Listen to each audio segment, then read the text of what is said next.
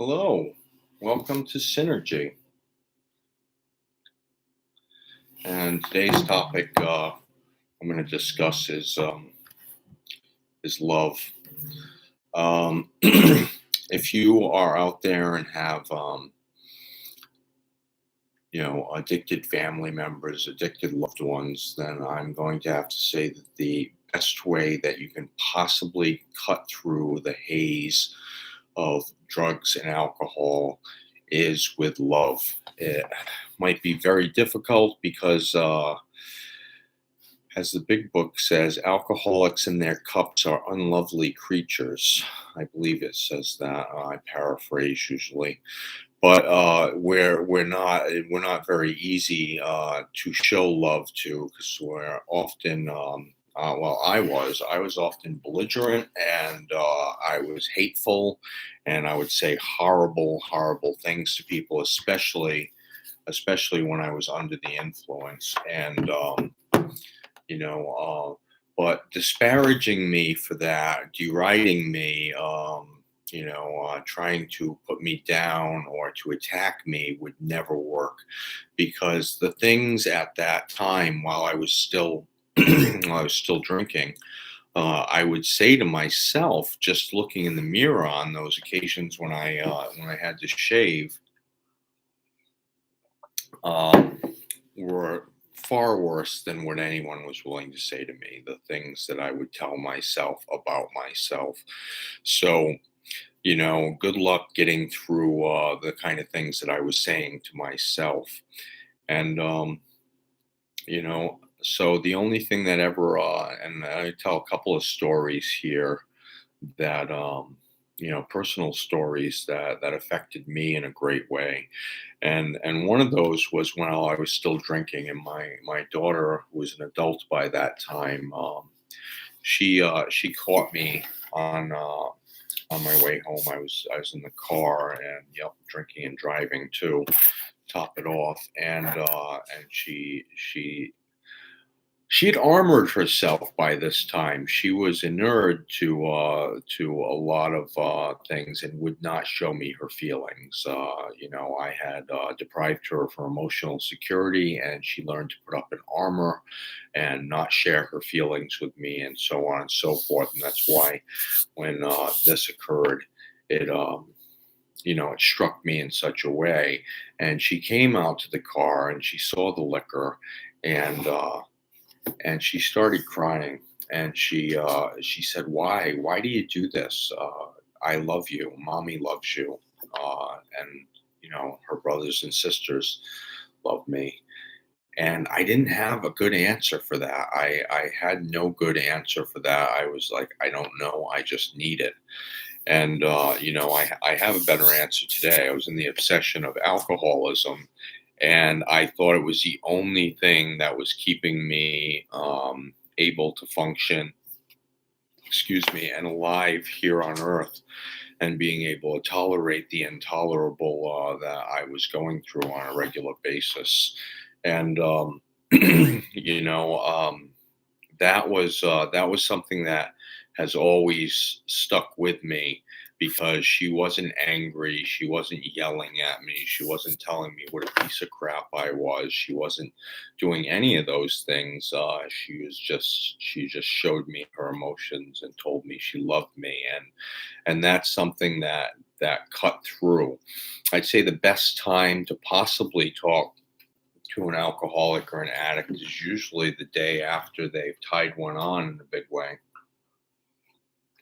And, because usually there's a lot of guilt, shame, remorse. What did I do last night? And so forth. Usually an aching head to go along with that.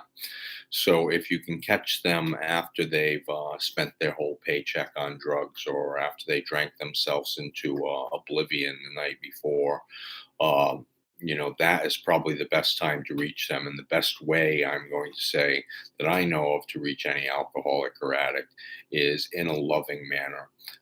When people would say things to me like, "You're not the man we know you could be. You're not who you once were." and we want you back. We miss you. We love you. Those things would cut through even the biggest stupor that I had going on. And I would instantly usually run out and try to get more wasted so I could just forget about those things that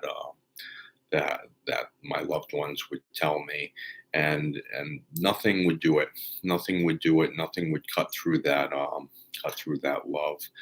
I heard it described before. I've written of this on different occasions that love is inconvenient. For those people that we love, we're willing to usually do a lot more for them than for the general public, so to speak. I will go to several different stores to find the right pads with the right wings for my wife when she needed those. And that was supremely inconvenient. I was not having a good time doing that, but I loved her. I love her, and I will go and do those things. I will go to a couple of different places to get what my children want or need. I will sacrifice for them. I will do for them things I wouldn't do, and I had to learn that it's inconvenient to love yourself too. I never really had any kind of value or any kind of love for myself through my addiction. So I didn't realize the worst thing I deprived my family of. And, most of it, I'm not trying to rationalize here, but most of it was controlled addiction. I was on MAT, medical assisted therapy, which consisted of either methadone or Suboxone or one of those things for many, many years of my addiction, where I wasn't like running down to the city to get heroin or cocaine, and I was home. The kids had 3 meals on the table a day. They had clothing, good clothing on their backs, and a roof over their head, due mainly to their mother's work. For much of my addiction, I was incapable of working, and my wife supported us. And so by the modeling that I had, um, as a child, I grew up without a father, so I learned what a father was from watching other people's fathers, and from watching television, and from reading books, and so on and so forth. And then I would compare myself to those people in the stories, or the people who had fathers around. And growing up in there was a lot of dysfunction. So other people had alcoholic fathers in the home, or fathers that weren't the bright shining example of fatherhood. And I realized, I didn't know that a father was supposed to do more than to just provide a roof over the children's head. So the greatest thing I deprived my loved ones of during my addiction was myself. But how did I didn't realize that I was depriving them of myself, that I could be my children's greatest cheerleader, that I could be my children's greatest encourager. I didn't realize I was depriving them of myself because I had no value from myself. So I never really understood, how can you love when you don't love yourself. And I have good comprehension of that now, because through my recovery, the process of recovery, I think, is a process of starting to value and love yourself enough to not destroy yourself. And that's inconvenient. That's inconvenient. What did I need to do in the beginning for that? I went to a lot of meetings. I got people around me that I trusted, who would give me wise counsel.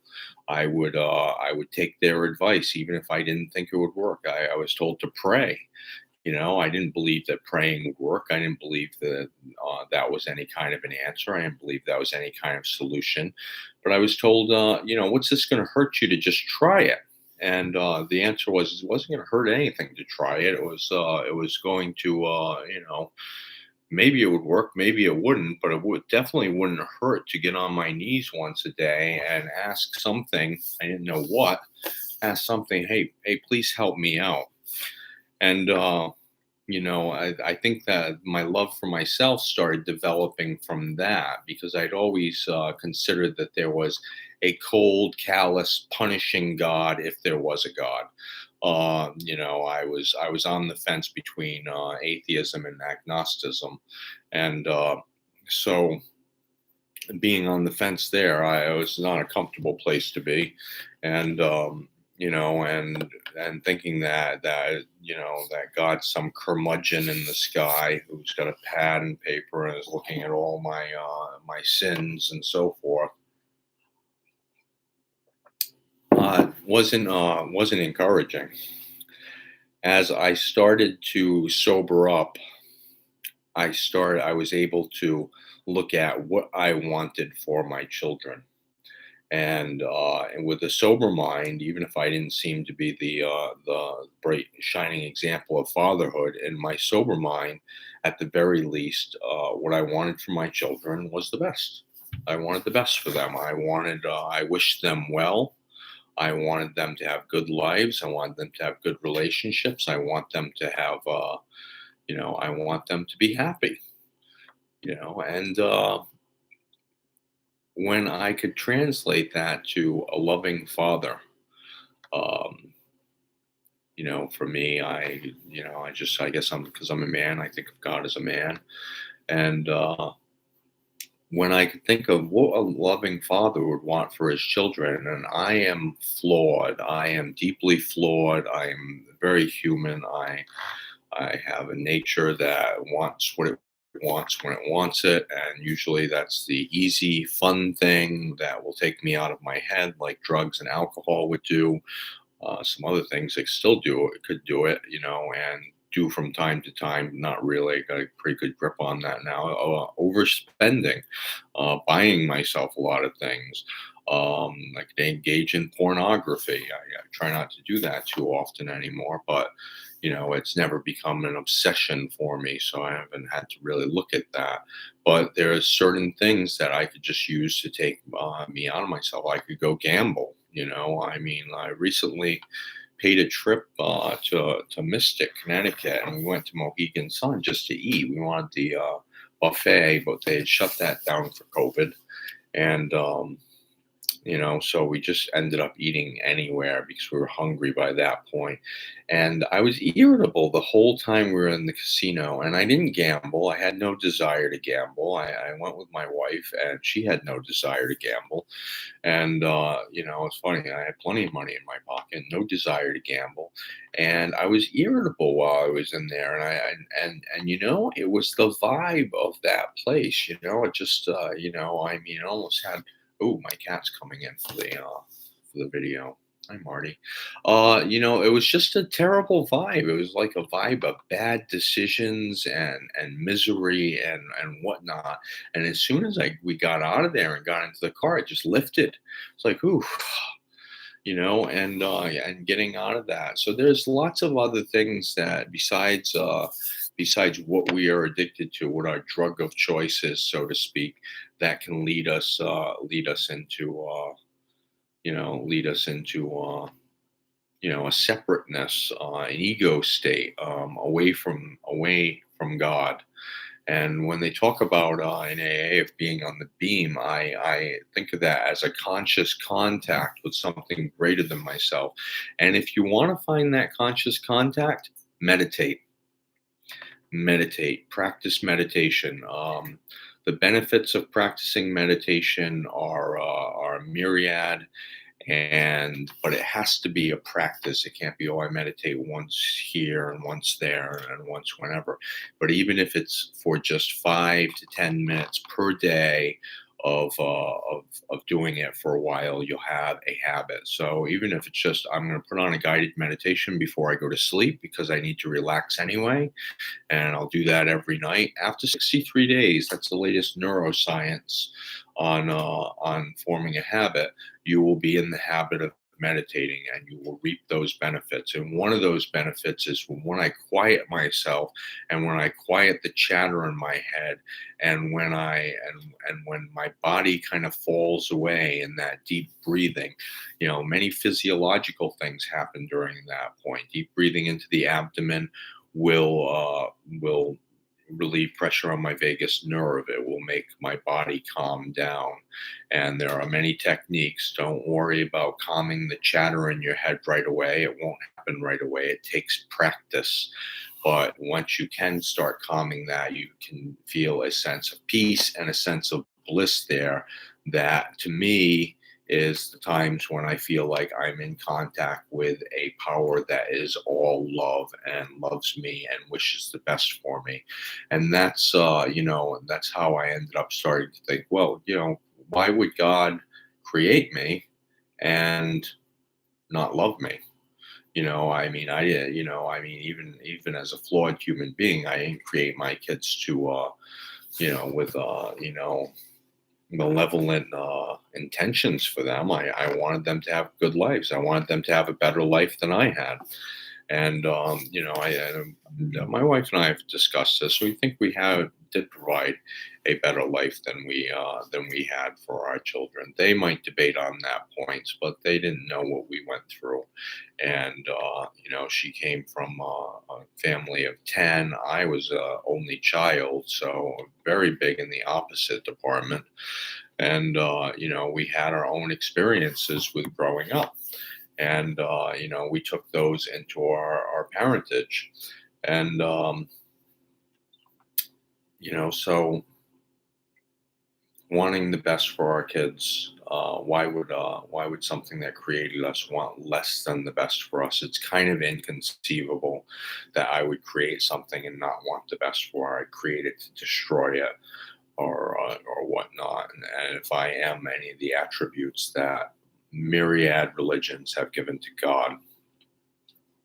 So I really think that the only way, if you do an intervention with someone, to cut through that, is to try to be loving. If you can't be loving, you might as well not do it. If you can't be loving in the face of that hatred and anger. I had a pretty bad week a couple weeks ago. Stuff was going on at work. I'm not going to bore you with that. And I was treated unfairly and unjustly, and I was stressed, and so I decided to take a little bit of stress leave. And then I was shamed for that. Oh, maybe you can't do your career if you're too stressed. I didn't like that very much, and so I was pretty angry. The what happened had cost me money. It cost me not popularity. What word am I looking for? Prestige. Where I was working, uh, the place I was working and am working, could have showed their value for me, and they did not. And it was extremely unfair, and I was extremely upset about that. And was upset for a little while. I was upset for like a better part of a day, and then I was like, well, what am I going to do? Well, if I want stress leave, I'm going to have to go to the doctor. So I went to the ER, and COVID, so it's not great going to the ER. And I got there. I apologized for needing to use them to get a note for work. uh, Beleaguered staff has enough to go through with real problems, not my little problem. And so I apologized for that, and I was there for about 15 hours. It was not. It was pretty long, and I was there for about 15 hours, and I was good. I was good. I had the feeling that I was doing what was right for myself. I was taking some time for a little self care, and so forth. And despite being shamed for needing a little mental health time, I took it. I doubled my base pay last year from coming in 98% of the times that I was called in. It's quite a bit of extra shifts to double your pay. I was called in on vacations. Uh, so there are plenty of reasons for being stressed. And I like to be at a certain performance level at work, and I don't like to take away from my clients and so forth, so to speak, when I'm going through my own stuff. So if I am going through my own stuff, it doesn't even have to be that great to extricate myself from the situation situation. But long story short, I was in the ER, and I brought plenty of things to do. I brought a couple of books, and one of them I'm going to finish today, War and Peace. It's very long, but I like Tolstoy, and I wanted to finish that book because it's touted as the greatest novel ever written. So I wanted that was a little bucket list thing. I wanted to push myself through War and Peace, and War and Peace will be done today. It's a self-care extravaganza here. We're in the middle of a blizzard. I can't go anywhere. My daughter has a friend stranded here with her, and hopefully they will come out and watch a movie with me too, because otherwise I'll be lonely, and I don't want that. But in the middle of being in the ER and going through my own turmoils and so on, so to speak, I was sitting there and I was meditating for a little while and quietly and oming while I was sitting there in between reading books and writing and so forth. A man was escorted in, and he was belligerent. He was a war veteran, um, Afghanistan, and a Marine, and he was really really inebriated. He was really could barely stand. I think the only thing that was holding him up was his anger, and he's surrounded by four security guards. I was wearing my scrubs, and I had my badge on from work because if I didn't get a note, I was planning to go into work, and it looked like he kept, in between yelling and calling people names and so on, and calling them on to fight and your hands off me, and curses and so on. He would say things like, "You should respect me. I fought for this country. I watched my friends blow up."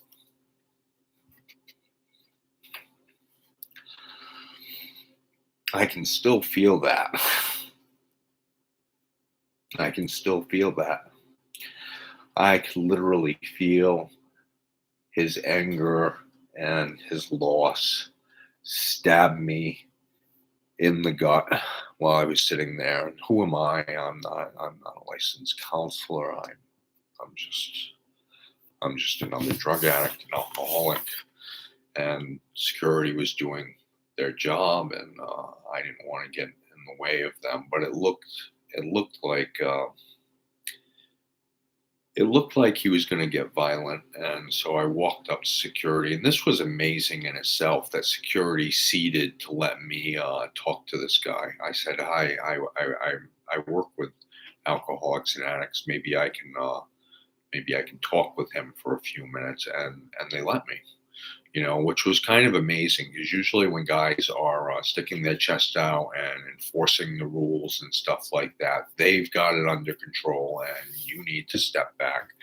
And they didn't do that. They let me sit there, and I had no idea what I was going to say. I didn't have a speech planned for him or anything eloquent to say. I'm not a war veteran. I haven't been through what he's been through, except for the addiction component of it. I pulled the table up to the chair he was sitting in, and he was they want you to wear masks in there. He's being pretty belligerent about that.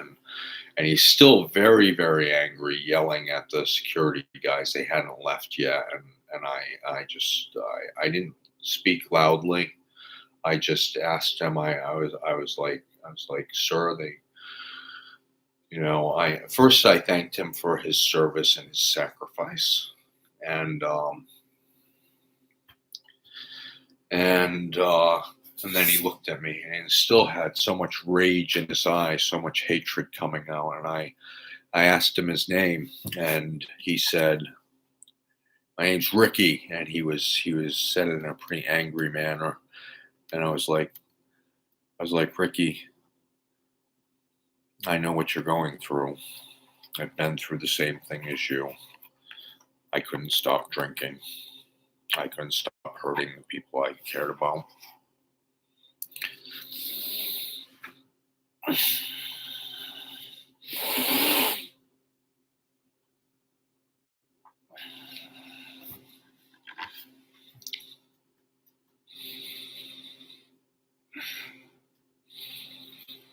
This grizzled, tough war veteran Marine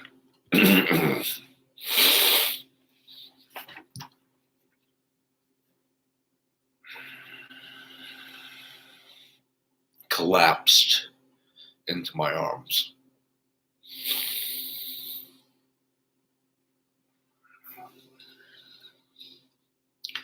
That was it. We sat there and wept together. I got him a soda and a candy bar from the vending machine. And he passed out because he was so drunk. Oh, I didn't have any good words for him. I didn't have anything eloquent to say. 3 hours later, he woke up and he got belligerent again, and the staff had enough, and they threw him out. And there was nothing I could do about that. I prayed for him, and I hope he makes it. You know, that to me showed me that was not me being me. Me being me is choosing what's easy, what's expedient, which is doing what's best for my own self-interest. That moment, I think I was a conduit for something greater than myself. I think I was a conduit for something all-loving. And, and that's the most powerful story I can tell about the power of love. I don't think disparaging an alcoholic or an addict ever works. When I'm doing groups, when I'm at work, I tell the clients, I'm like, I love you guys. I'm one of you. If I fall off, if I stop doing what I'm doing, the luckiest I'll be is if I end up in a place sitting in the seats that you're sitting in and getting another chance to try this recovery thing again. So, that's my spiel on loving the unlovable. It's funny. I was just reading at the end of War and Peace. It talks about Count Boucicaut, Pierre, and he had a spiritual awakening at the end of the book. There's no other way to describe it. He just became a changed man. Um, Everything had changed about him during the war, and he found happiness in just having something to eat. He found contentment in just getting up each day, and that's what I have now. Sometimes my greatest thought of the day is what I'm going to eat for dinner. What am I going to eat today? What am I going to do? And today is going to be Blizzard self-care day. And I got the rest of War and Peace to read. I got Frank Herbert's classic Dune to start after that. I have several books for the interim. I like to read a lot of Wayne Dyer and different books on spirituality that kind of help me and help me get new perspectives on things. And I think I can still feel Wayne Dyer's energy in his words, because when I'm reading his books, I just feel good. I feel good while I'm reading those, and I feel pretty content, and I learn some new things, so to speak, and when I get through. So this has been kind of a long talk today, and I appreciate anything you can put in the comments. If you have others, you have loved ones suffering from addiction, anything you can put in there, I will respond to it. And if I have some experience in that matter, I'll try to do what I can to help. And my wife has a lot of experience with with dealing with addicts because she dealt with me. So that is all for today, and it's going to be cheeseburgers today. So I'm pretty stoked about that. It's amazing the little things that you get very encouraged by after you start getting a more spiritual life.